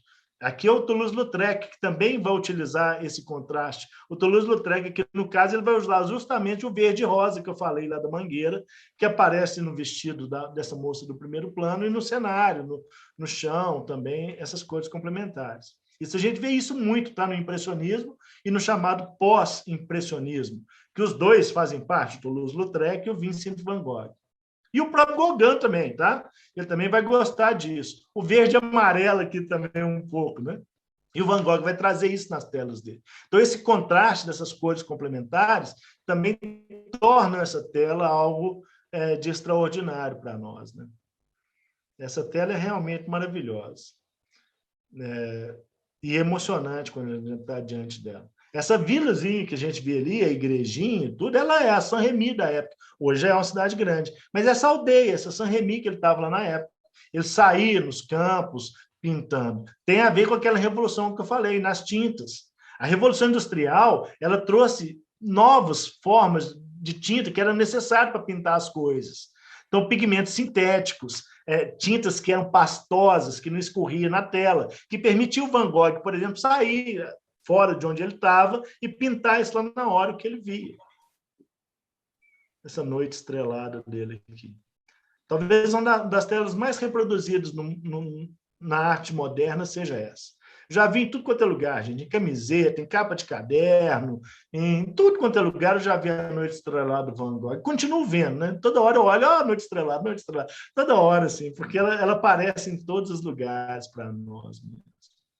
É uma tela magnífica, né? Tem a ver com o tormento do Van Gogh também. Eu não consigo sempre falar pouco das coisas, né? Mas tem a ver com é o pior momento do Van Gogh na vida dele, tá, gente? É o momento que ele vai se suicidar logo em seguida, e ele produz muito. O médico, ele tinha enxaquecas terríveis, ele estava pirando mesmo, e se internava buscando tratamento, aquela coisa. O médico fala com ele, fala, olha, você está intoxicado pelas tintas, era muito metal pesado, à base de chumbo, você está intoxicado pelas tintas, você tem que parar de pintar. E se eu parar de pintar, como parar de pintar? Ele se desespera tanto que dá um tiro no peito. E que é controverso, né? Saiu uma biografia dele há pouco tempo, que eu até já li, dizendo que ele teria sido suicidado, né? Teria sido um jovem lá que fazia bullying com ele, que teria matado ele depois. Bom, são teorias malucas, assim. A teoria mais aceita é realmente do suicídio. Porque ele morreu 3 dias depois de dar um tiro no peito, tá? O irmão dele, o Theo, consegue vir de Paris e visitá-lo, e ele morre nos braços do irmão dele, do Theo. Então, assim, se ele tivesse sido morto, por que ele ia esconder isso do irmão dele, né? Por que ele não ia dizer?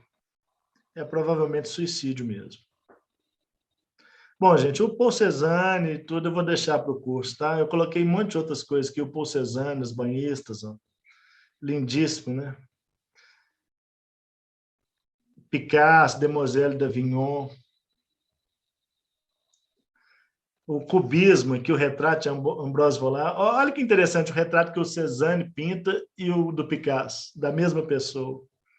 O grito, o beijo, aqui a dança do Matisse, persistência da memória do Dalí, os amantes do Magritte, Kandinsky, composição número 8, Abaporou, nossa, Guernica, Frida Kahlo, Las Duas Fridas, o Hopper, enfim, gente, muita coisa para a gente ver ainda no curso de História da Arte aqui para nós, tá? Ó, alguém gostaria de comentar? Por favor, Nath, fala aí. Eu só queria dizer que isso foi só uma amostrinha, eu que fiz o curso 2 vezes, né? Como eu falei lá no comecinho, né, Homero? Essa é só uma amostrinha do prazer que é ouvir Homero, né? E fazer. Eu vou ser repetitiva, Homero, porque não tem como não ser repetitiva para falar do teu trabalho, para falar desse curso especificamente, que é maravilhoso, assim, né? Que faz essa construção aí, desde lá da antiguidade até o pós-modernismo, assim, junto, né? Porque não é só, a gente não vê só o quadro, a gente não vê só a obra, né? A gente não vê só o artista por trás da obra, mas a gente vê também a sociologia, a psicologia, a gente vê tudo junto, assim, e como que é prazeroso te ouvir fazer essa construção, né? Que é tão linda de ouvir, que a gente aprende, e quanto mais a gente aprende, mais a gente quer aprender. Então, eu queria te parabenizar pelo curso, vou fazer de novo, e quantas vezes eles forem oferecidos, porque cada vez é um prazer diferente. Então, assim, quem quiser, não perca a oportunidade, porque vale cada palavra de Homero, cada palavra. Nossa, eu agradeço demais.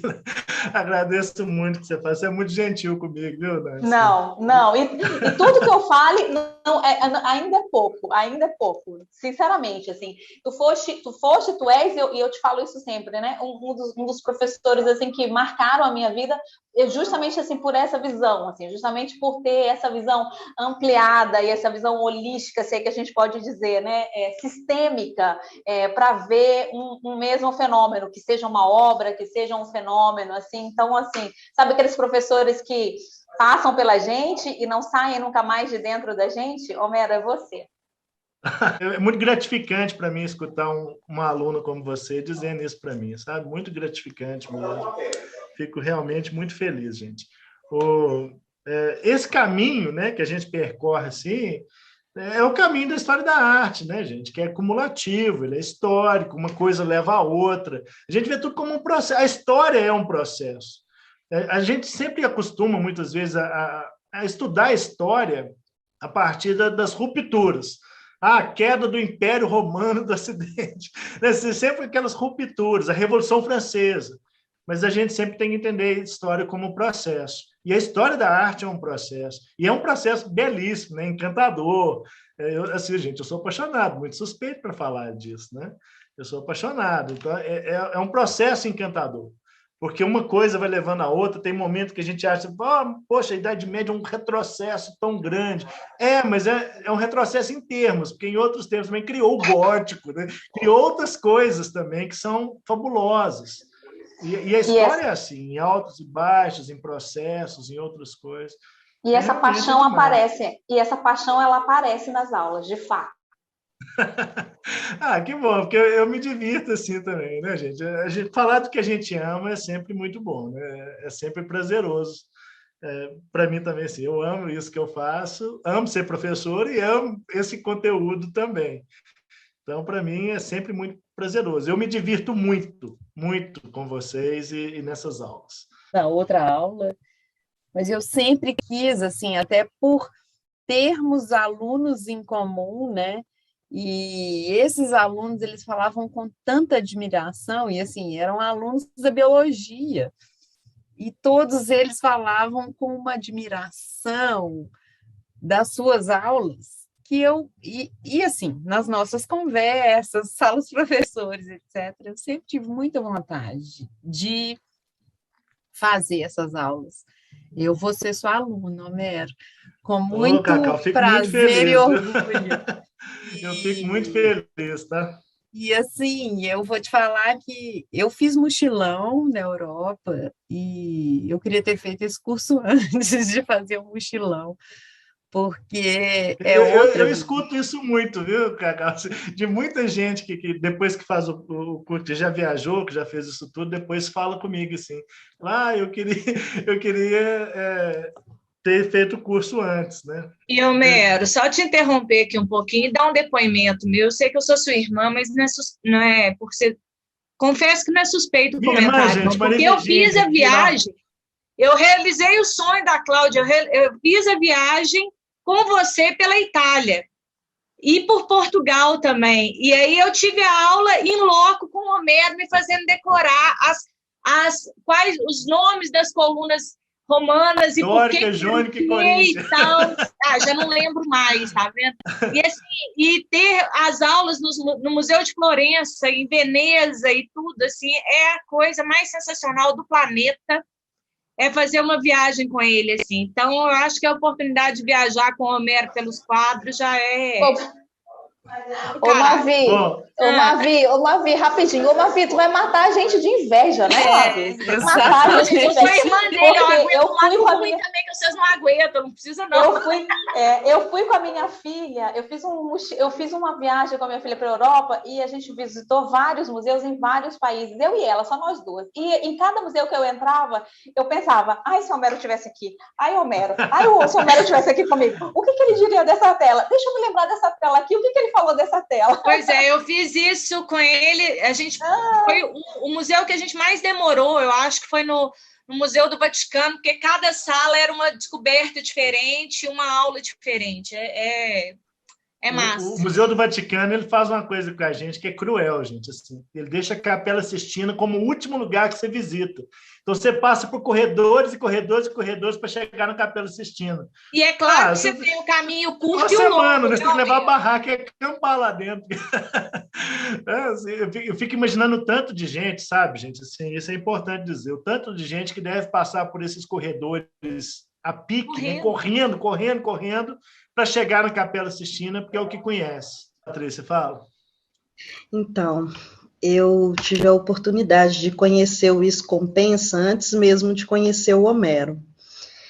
E entrei na sala de aula como aluna dele, em jornalismo, e quando ele falou o nome, eu falei, gente, eu conheço esse nome. Me é familiar, né? E aí, acho que na segunda ou terceira aula, eu perguntei para ele se ele era o mesmo Homero do Isso Compensa. E ele olhou para mim e falou assim, você acompanha o meu blog? E eu já era muito fã dele, antes mesmo dele ser meu professor. E me abriu muito, me ampliou muito a visão de mundo, de arte, de música, de literatura, enfim, de tudo. Tá? Então, e mais uma vez, você vem aqui, né, fazer esse papel. Muito obrigada, novamente, tá? Assim, é meio repetitivo, né, ficar falando, porque todo mundo fala a mesma coisa. Eu gostaria de parabenizar o seu trabalho, Homero, e fique sabendo, você tem uma legião de fãs mesmo, né? Você vai construindo isso devagarinho, vai ganhando os fãs e assim, parabéns pelo seu trabalho como professor, como uma pessoa que dá toda a manutenção e suporte lá ao Isso Compensa, é você mesmo, não é? Sou eu mesmo, influencer, então, né? É somente influencer, você? Hoje em dia a gente fala. É somente você que dá suporte lá ao Isso Compensa? Hoje só eu. Ah, tá. Então, isso deve tomar um tempo danado. E, assim, eu fico pensando, né? Nossa, esse cara se dedica tanto, é tão enriquecedor aquele Isso Compensa, o Instagram lá, textos que nos enriquecem, junto com as imagens. Para você organizar tudo aquilo e ficar postando, uma pessoa tão antenada, tá sempre respondendo comentários e postando stories. Assim, eu fico pensando assim, esse cara deve se dedicar tanto a esses negócios, porque eu acho que isso toma um tempo, organizar aqueles textinhos para acompanhar as imagens das postagens, toma um tempo, sabe? Tem muito... É incrível, não é, Murilo? É incrível. Conhecimento técnico ali é absurdo, sabe? E, além do conhecimento técnico, ele é como se diz, a formação não é só técnica, é formação humana também, né? Eu tive aula com você de multiculturalismo, diversidade e meio ambiente. É uma disciplina diferente aí do curso de odontologia. Eu fiquei encantado com o jeito que você aborda os temas, sabe? Você tentando passar um respeito e uma visão tipo que a gente não deve discriminar e tentar passar uma visão plural de tudo que o ser humano produz. O multiculturalismo, né? A própria palavra diz, é muito diverso assim, a sociedade. Tem gente de todo tipo e que pensa de várias formas. E é difícil conviver. Isso é sensacional, né, Murilo? É sensacional. Nossa, a formação humana no meio da diversidade, né? A formação humana dentro da formação técnica, isso é sensacional. O jeito que você aborda os temas também prende nossa atenção. Você tem a técnica de ser um professor. E, assim, parabéns pelo seu trabalho como professor e como pessoa que dá o suporte ao Escompensa. E também, assim, eu acho que assim, se alguma biblioteca fosse uma pessoa, poderia ser Homero. Você é um poço de... nem tanto. Nossa, eu fico pensando, como é que esse cara acumulou tanto conhecimento assim na vida? Ele sabe falar de diversas áreas. Você falou de meio ambiente com a gente, aqui está falando hoje de arte. Meio ambiente já quando eu fiz a disciplina com você. E hoje aqui está falando de arte. Entendeu? Você tem conhecimento de todos os cantos do mundo, sobre diversas regiões do mundo. E eu acho isso incrível. Tá muito acumulado conhecimento em você. É uma enciclopédia viva. É assim que fala. Você não pensa que seu curso está caro, não. Tá? Você tem que pensar que está barato mesmo, porque eu penso que está barato. Eu penso que está barato. Tá barato. Tem que valorizar o professor. Sexta-feira passada foi dia do professor. Parabéns para todos os professores. Ô Homero, eu fiquei muito feliz em saber desse curso que você estava dando essas aulas. E hoje no trabalho eu tirei um tempinho, né, de 1 hora e pouco só para assistir aquela primeira aula, porque realmente é fabuloso. Eu acho que o mais importante de tudo, eu acho que a sua didática e o que nos atrai é essa alegria que você transmite ao falar desse tema, né? A gente vê você vibrando a cada palavra, quando você fala da pincelada, né, do artista, quando você fala da luz, a gente vê seus olhos brilharem e o seu sorriso escancarar, assim. Então, realmente, é isso que me atrai em você, né? Essa entrega total ao tema que você está abordando. Então, eu fiquei muito feliz em poder participar e poder falar isso para você aqui. Olha, eu fico feliz demais também, gente. Fico feliz demais. Vocês são muito gentis comigo. Nossa, que isso. Assim, satisfação imensa para mim, assim. Viu? Foi excelente sua aula.